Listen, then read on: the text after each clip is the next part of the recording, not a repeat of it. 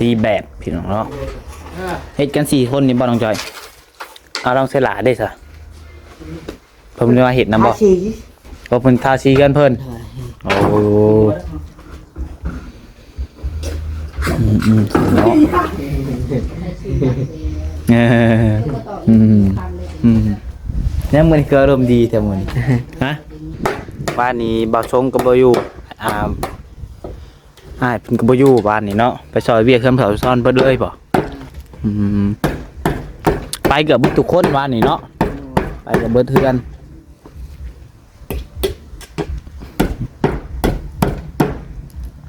อะไรแผ่นนั้นตัวคัดไม่ขังเจ้าทุกได้ตัดไปขังเดียวโอ้เป็นยังไงคอยก้าวคางหนีมันอยู่เลยยกเลยจะยกขึ้นได้อีแล้วอะไรนะ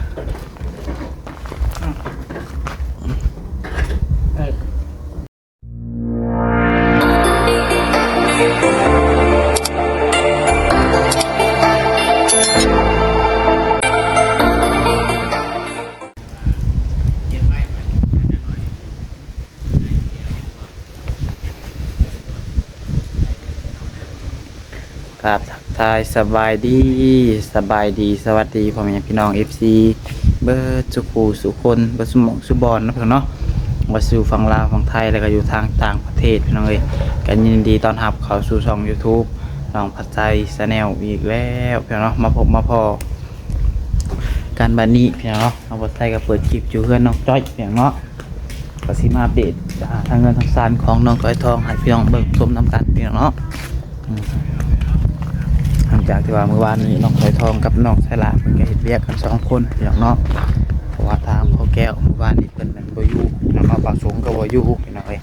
น้องจ้อยเพิ่นก็ข้ามเดือนเพิ่นวานนี้เนาะแล้ววันนี้เพิ่นก็รวมตัวกันอีกครั้งบ่พี่น้องบ่ว่าจะได้อยากมาเบิ่งมาชมนำกันพี่น้องเนาะว่ามีภายในเฮ็ดเวียกอยู่ทางเรือนทางการของน้องถอยทองมื้อนี้พี่น้องเนาะอยากเบิ่งมาชมนำกันพี่น้องเอ้ยและน้องเนาะน้องถอยทอง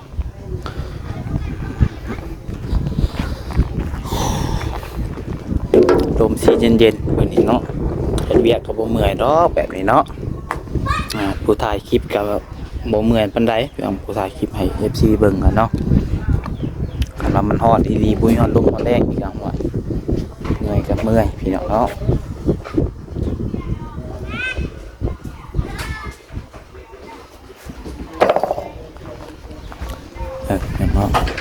โอ้มาอยู่กัน4คนบ้องเพียงเนาะคานก็เทแล้วเพียงเนาะคานวันนี้เพิ่นได้1คาน2คานนั่นเนาะ3คาน4คานโอ้วันนี้ได้มา4คานพวกพี่น้องเนาะ2คนได้ฮะ2คนต่อ4คานเก่งเด้นี่พี่น้องเนาะนี่เป็นกำลังมาปูนไว้มือนี่4คนมันสิบ่ได้8คานบ่มือนี่เนาะเอาสบายดีเด้อน้องจอยยังสิยิงไปหายิงกระปอมบ่ฮะ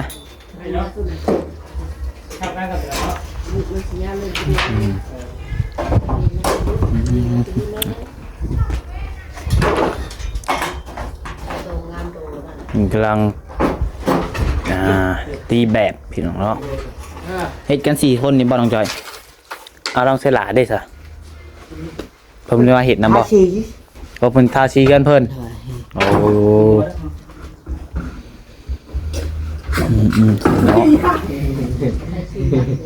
เนี่ยมันก็อารมณ์ดีแต่มื้อนี้ฮะถือมากก็ได้มาเอกอันนี้ไม่คือว่าแปลกๆตั้งแต่ถ่ายคลิปมันขอแต่เศร้าไปแล้วเดี๋ยวนี้วางมือกับผู้วางมือกับเศร้าวันนี้โอ้ยวันนี้เสาวันนี้เมื่อนี่ฝนทั่ววันนี้เสาล่างถ่วยบ่วันนี้ฮะวางจ่อยวันนี้ถ่วยร้ายและเสาบ่เมื่อยล่างถ่วยบ่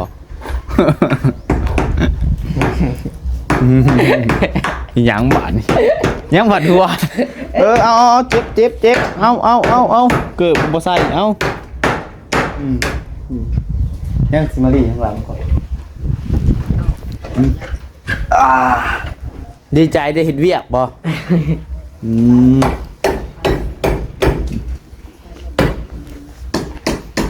นี่เดี๋ยวเอาเลยไปซอง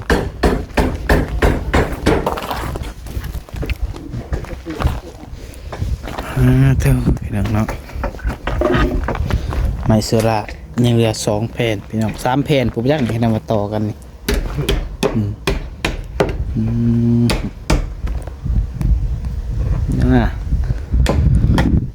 เห็ดเวียกบ่เมื่อยปานใดดอกมื้อนี้เนาะบ่ฮ้อนปานใดสีลมๆแน่เมื่อยบ่เอาทรงมันจะคล้ายก้อยฮ้อนอยู่แล้วว่าใครกลัวอยู่มีลมร้านได้4คันบ่2คนเจ้าครับ แม่โธ่เก่งได้นี่มื้อนี้4คนต้องได้ให้มันได้8เด้อมื้อเด้อแม่นบ่มีฮะแป๊บบ่มีก็ต้องให้มันได้8แนวใดก็เนาะบ่มีแป้นบ่มีก็ต้องให้มันได้8แป้นคนเนี่ยมันบ่เป็นตาเลย มันเป็นมันยากมันงูเหลือม เด้สิแล้วแหละเนาะ คนนั้นแบบมันลอยไปมันลุยไปเลย บ้านนี้บ่าวชงก็บ่อยู่เพิ่นก็บ่อยู่บ้านนี้เนาะไปซอยเวียกเครื่องเผาซ่อนเพิ่นเลยบ่ไปเกือบทุกคนบ้านนี้เนาะไปกับเบิดเทือน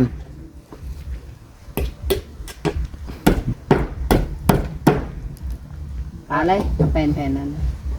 ตัวคัดไม่ขังเจ้าทุกได้ตัดไปทางเดียว โอ้เป็นยังไงค่อยก้าวคางนี่มันอยู่เลย ยกเลยจะยกขึ้น ได้อีดอกอันนี้นะ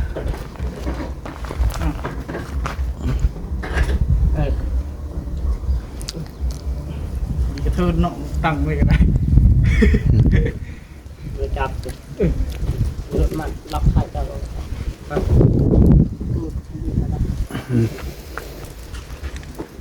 โคนมันแล้ว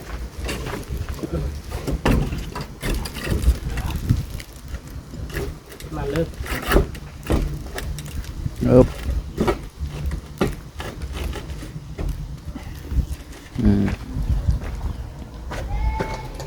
ให้บอกจ้อยบอกมาแน่บอกสิ ได้นี่ทางนี้น้ำถ้วยบล็อกเต็มอยู่นี่ งาน ลูกชีพว่ะ ลูกที่นะมันจะ มัดก่อนจ้ะ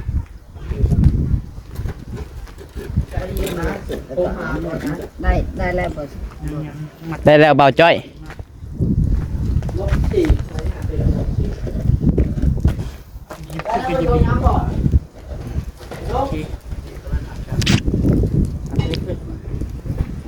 ทักขึ้นนะลูก อ้าวใครบอก ในการที่อยู่ฮักจะกลับนะปลาโรดตระมัมตบดอกหักกัน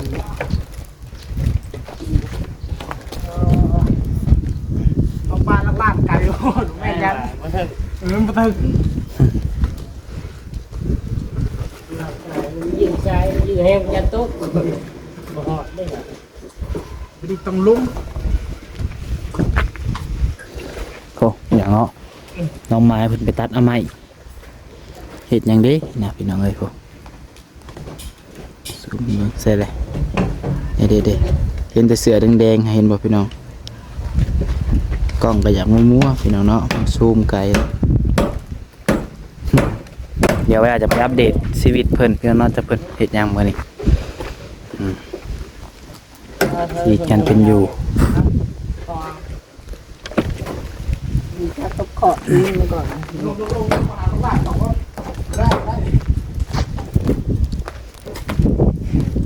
คือเด้อ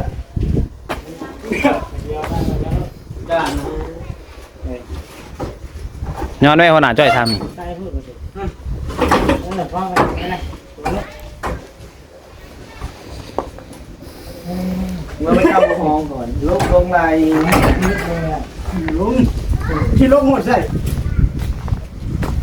มันแหน่นเลยเนาะมันบ่แหน่นบ่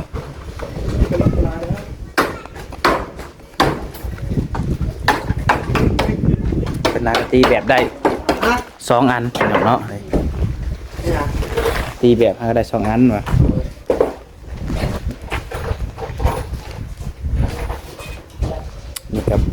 ปูนผสมไว้พี่น้องเอ้ยจากผสมปูนเดี๋ยวบ่อยากเขียนผสมปูน ลองดูพอจะบอกให้ ฮะ ลองดู ลองกันบ่เป็น ลองก่อน จังให้เจ้าสอนก่อนนี่จะสอน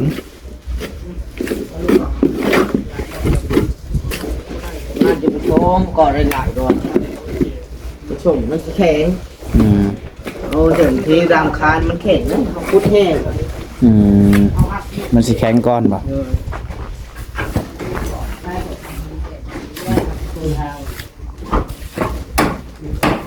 น้ำก็เปิดน้ำน้องเลยเนาะ เอาหน่อยเลย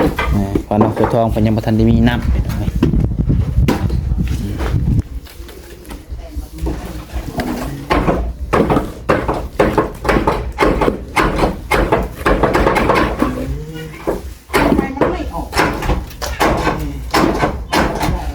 ลิ้นแล้วตัวนี้ลิ้นแล้วว่างเกิดแล้วคุณประจับแป้นซอยหมู กันได้ขึ้นหลายคนขึ้นเลย ตรงตะปูก็ซี่สรูปสลาบอยู่โอ้ยเสียวเด้เสียวตีนได้ข่อยเด้ตัวนี้เห็นกระเต็กตัวนี้มีแต่ตะปูเลยได้นี่ไหม ตกคำโดนครับพี่น่ะ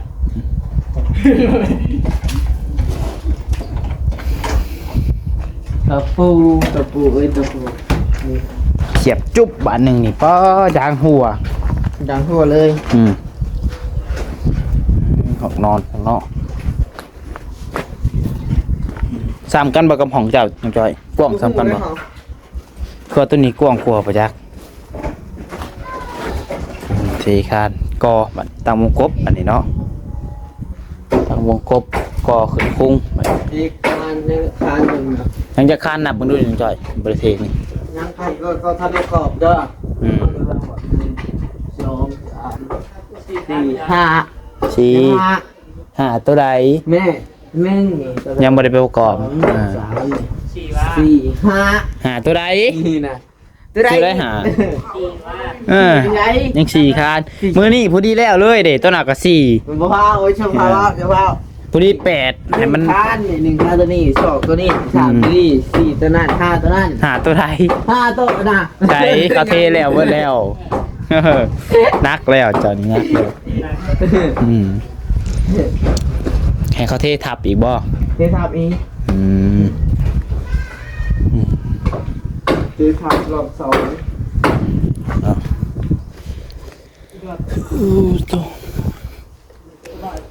ของนี่เพิ่นยังบ่ทันได้ก่อสมัยนี้พี่น้องเนาะ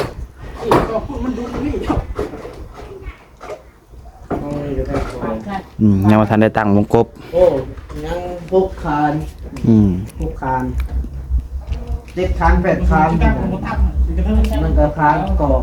นี่ก็ก่อคานนี่ก่อคาน ก่อคานก่อ ปาน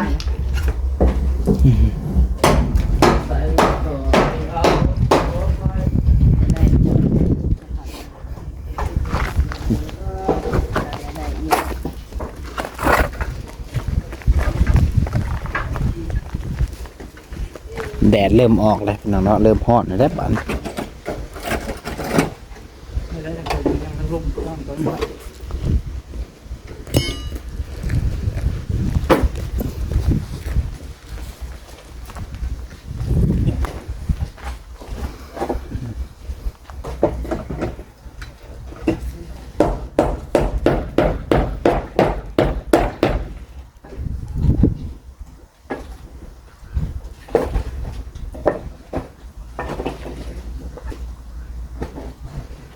เรือนหลังที่สี่หลังที่ห้าเรือนน้องถวยเนาะกำลังเริ่ม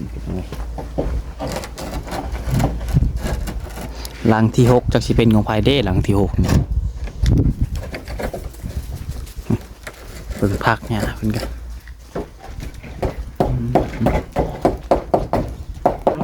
เจ้าเลยบอกว่าบ่งัดเลยงัดไว้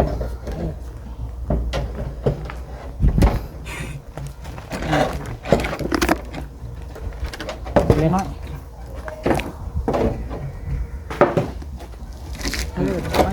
โอเค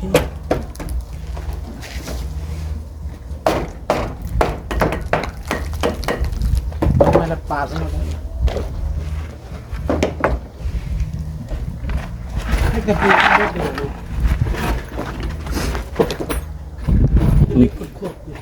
ยังได้อีกคันนึงนี่เนาะไม่แปลนนี่แม่นบ่ ดีสี่คันกับเบิด มื้อละ4คันบ่เทแล้วเบิดผู้ใดจังสิก่อเนาะก่อปัดเดียวเทแล้วกับเพิ่นท่านได้ก่อต้องตั้งบล็อกแก้วก่อนเนาะ ผมบ่ง่าย ได้ไหมละปาดมาไม่ ได้ นี่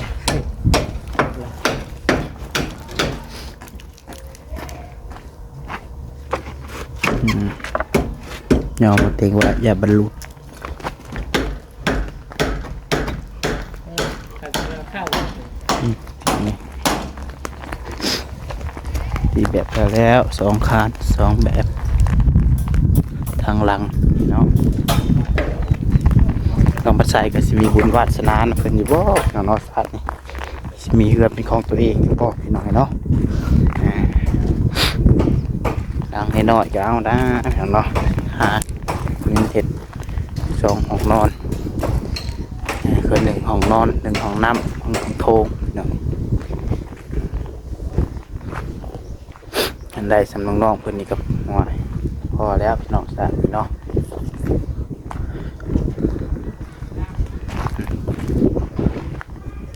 ออกบริเวณบ้านต้องใส่ท้องเนาะพี่น้องเบิ่ง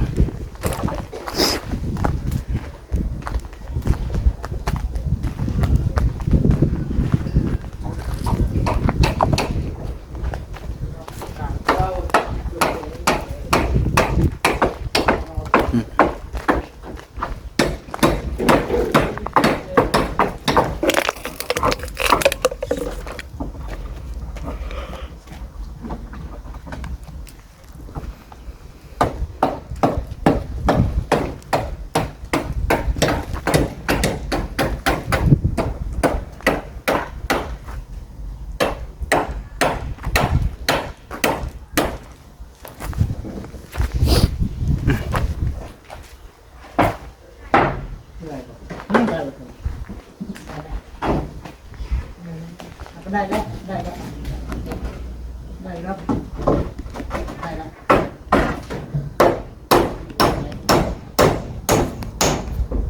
ลงมาไปทาง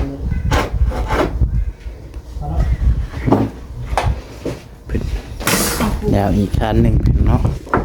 ง่าย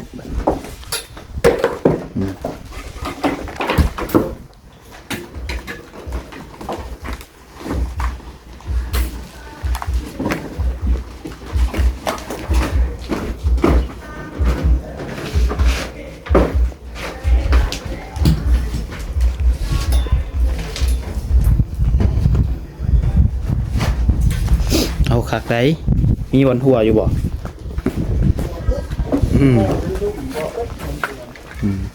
ใส่เอาแป้นเกาหมูเนาะพืชแป้นเป็นไง ตะบนหัว ยังหาละ มาดีเลย ดุ่ม หมูกินแล้วเบิดถูกอะไรเนาะนะใส่ได้อยู่ใส่ไปก่อน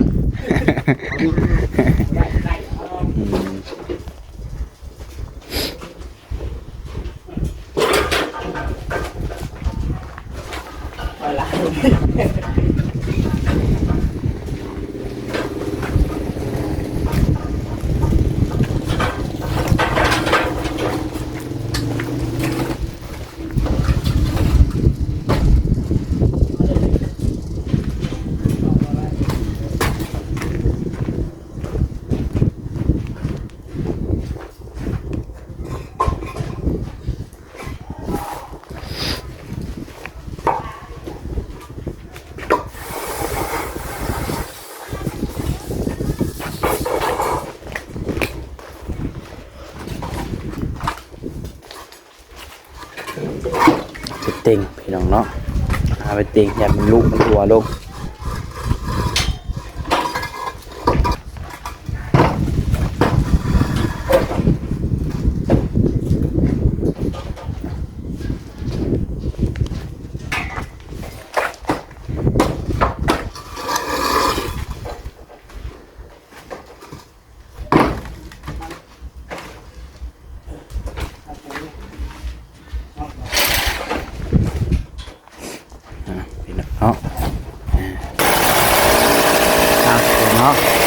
ว่าเพิ่น